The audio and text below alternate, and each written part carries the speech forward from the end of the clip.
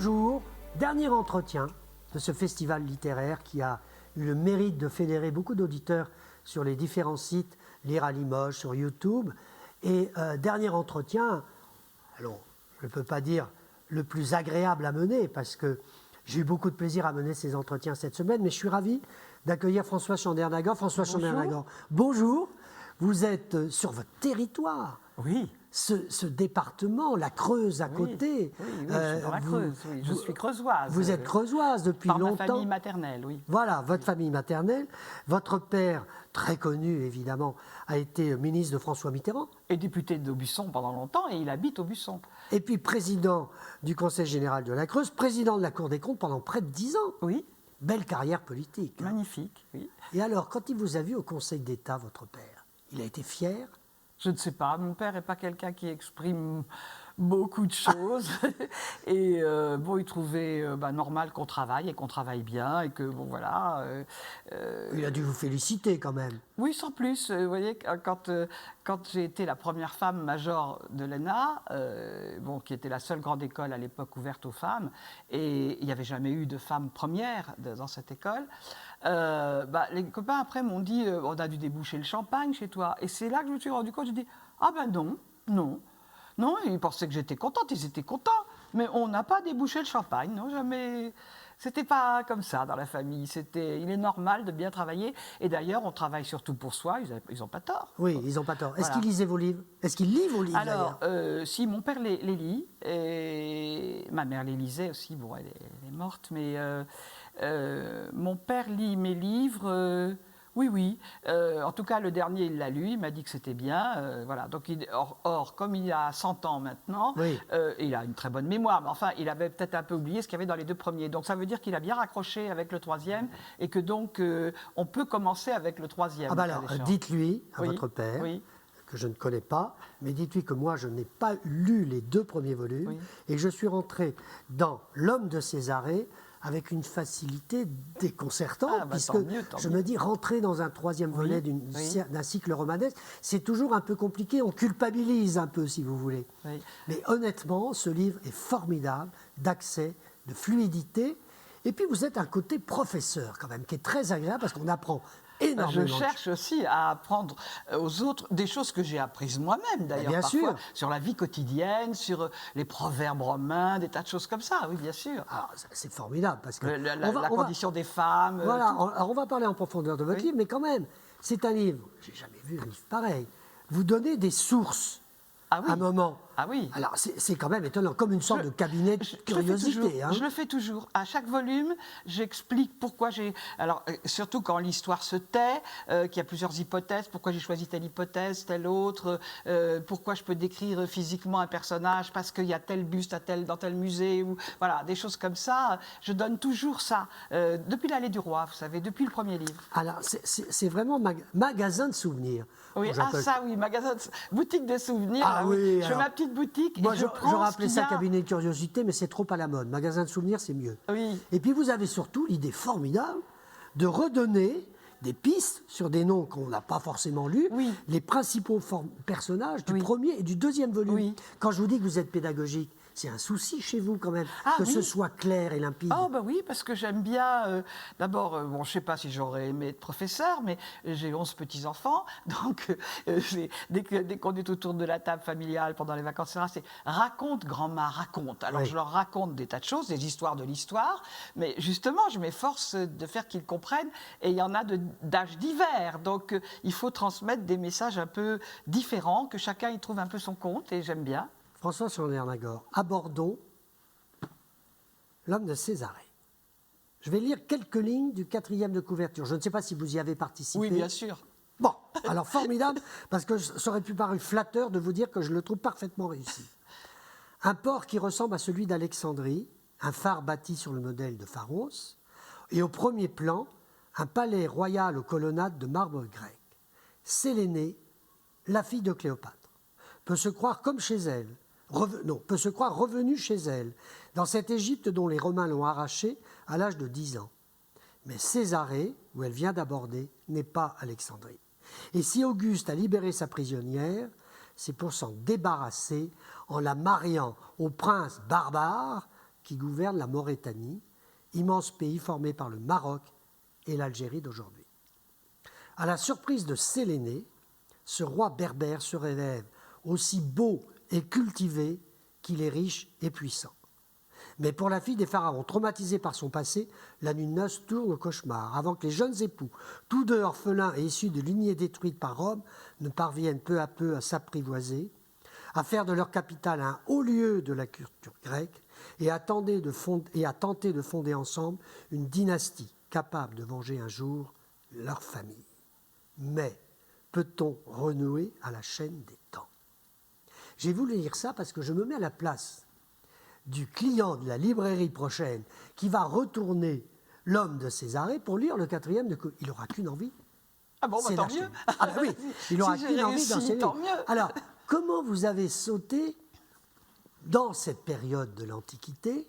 Qu'est-ce qui vous intéressait d'écrire 3 livres et il y en aura un 4e? Oui. Pourquoi cette période vous passionne?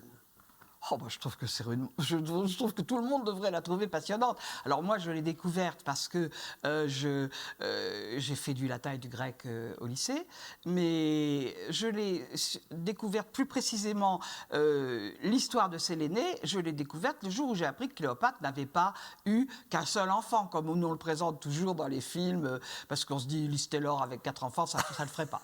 Alors, chaque fois, Cléopâtre n'a pas d'enfant ou un seul enfant avec César. Mais elle a eu 3 enfants avec oui. Marc-Antoine. Oui. Et donc, et ces enfants, les garçons, ont été tués sur le coup. Dès la prise d'Alexandrie, les aînés ont été tués, égorgés tout de suite. C'était 2 par les jumeaux, Romains. Non, c'est Séléné qui avait un jumeau. Ah oui, d'accord. Voilà. Mais ses frères aînés sont tout de suite tués, donc, dont le fils de César, tout de suite égorgés par Octave Auguste, sous prétexte qu'il ne peut pas y avoir de César. Donc, lui, il est le petit-neveu de César, l'autre est son fils, bah justement, il faut tuer le fils. Bon. Et puis, les autres frères, alors un autre frère est égorgé devant elle, et puis les autres frères, les petits frères, enfin son jumeau et le petit frère, vont disparaître très vite. Moi, je pense de maladies qui ne sont pas... Le tout petit a probablement pas supporté la différence de climat. Il paraît que Rome n'était pas agréable à vivre à l'époque comme climat, et puis on sait qu'il y avait les marais pontins qui n'étaient pas asséchés, oui, oui. Il y avait la malaria, il y avait des tas de trucs. En fait, Alexandrie était une ville beaucoup plus saine que Rome, du point de vue.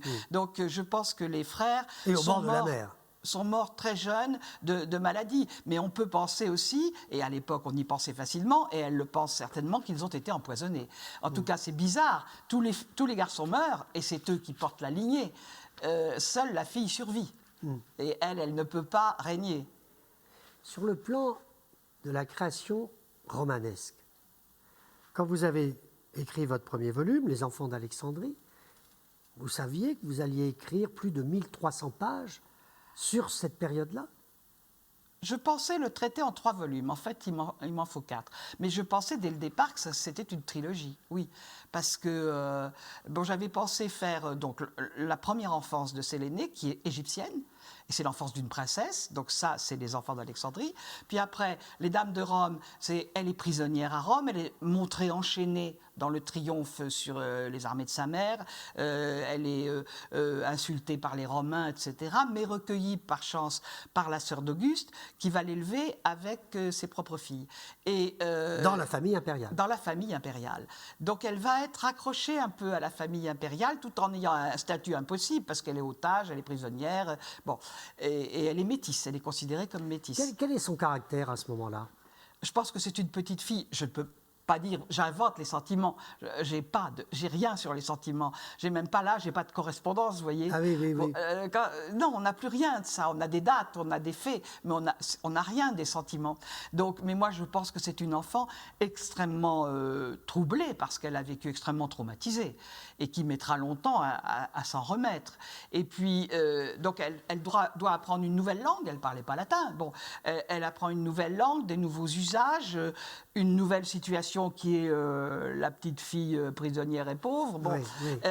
Et puis, une 3e fois, alors là, c'était ce que je pensais être le 3e et dernier livre, L'Homme de Césarée, où elle découvre le mari assez merveilleux, finalement. C'est une bonne surprise, on peut dire. Hein. Ah oui, c'est une bonne surprise. moi, on m'a dit, vous êtes amoureuse de Juba ou Iobas. Un peu, parce que je dois dire que quand on voit ses bustes... François Bernagor, vous n'êtes pas un peu amoureuse de lui, vous êtes très Bon, amoureuse de mais lui. j'étais amoureuse de Marc-Antoine dans le premier. Un peu, Donc oui. vous êtes une grande amoureuse. Ah ben, oui, ça se pourrait. J'en sais rien. Mais Juba, oui, c'est un grand lettré. Malheureusement, il a publié énormément de livres. C'est le premier encyclopédiste. Mais il nous reste rien de ses livres que des petits extraits publiés par d'autres. Parce que son œuvre a disparu. C'est terrible. C'est aussi le premier explorateur. Il va découvrir les îles Canaries. Bon, et leur donner des noms. Et donc, c'est un homme passionnant parce qu'en même temps, il gouverne son royaume qui est grand. Il fait la guerre aux nomades, aux incursions nomades sans arrêt qui viennent des déserts et tout. Bon, c'est un homme qui fait son boulot de roi. Mais par ailleurs, il est très séduisant. Et je vous assure que quand j'ai vu des portraits de lui, moi, je trouve qu'on a envie de l'embrasser. Il faut quand même reconnaître que... Bon, ben voyez, je vais dire peut-être parce que là, ça annonce la suite. Évidemment, vous aurez beaucoup de plaisir à aller jusqu'à la fin du livre, comme moi j'ai eu. Si Sélénée avait connu la puissance de cette déesse un peu folle, elle n'aurait peut-être pas désespéré de la suite. Avec Fortuna, tout restait possible. Mais ignorant la force de cette divinité inconstante, elle imagina pour son palais d'été un jardin voué tout entier au fatum. Fatum, excusez-moi. Oui, c'est le fatum, oui. Fatum. Oui. C'est, allez-y. Eh ben, c'est le destin. Les deux désignent le destin, mais un sous forme de la chance et l'autre sous forme de on peut pas y échapper, quoi. C'est un peu, il y a une légère nuance entre les deux. Et Fatum et Fortuna, vaut mieux Fortuna, quoi. D'accord. La fortune peut être mauvaise, mais enfin moins souvent. Tandis que le destin, vous n'avez pas le choix. Vous êtes déjà, on peut prédire votre destin. Ils adoraient l'astrologie d'ailleurs, tous ces gens d'Antiquité. Et voilà, et le hasard vous ne pouviez aussi. pas échapper. Et le hasard. La partie D, et le hasard. la Ils partie adoraient. D, votre Ils image. adoraient. Voilà, ils Même adoraient Auguste jouait énormément au dé. Oui. Oui.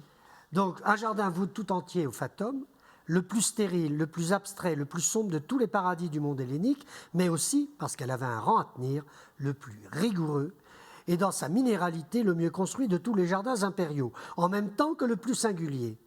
Un jardin sans éclat, où la lumière du jour se serait retirée et que seule la lune pourrait éclairer. Un jardin où aucune plante ne reprendrait vie, où seuls pousseraient des cénotaphes et des colonnes brisées, comme si l'on ne pouvait cultiver que la mort à Césarée.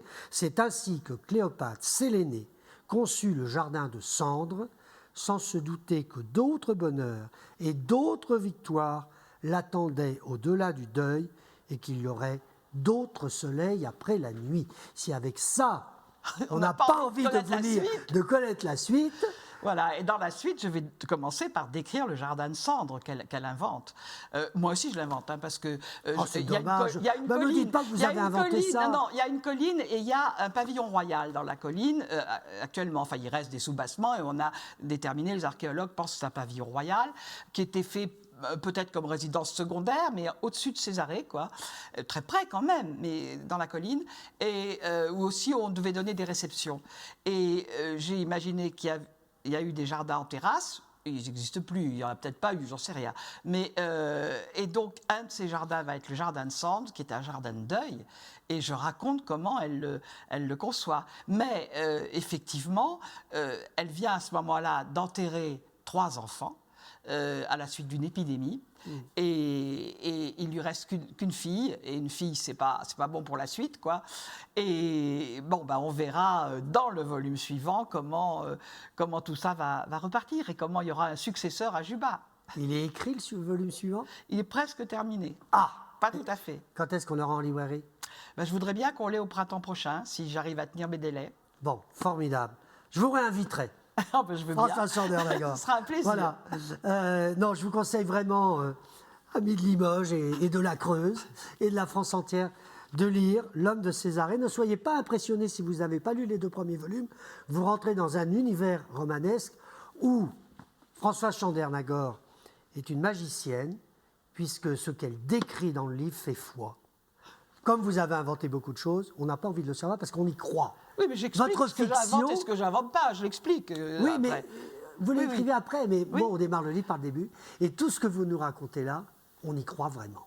Mais j'espère bien. Merci, c'est ça le Françoise. compteur. Merci, Françoise Chandernagor. À très bientôt. Merci beaucoup.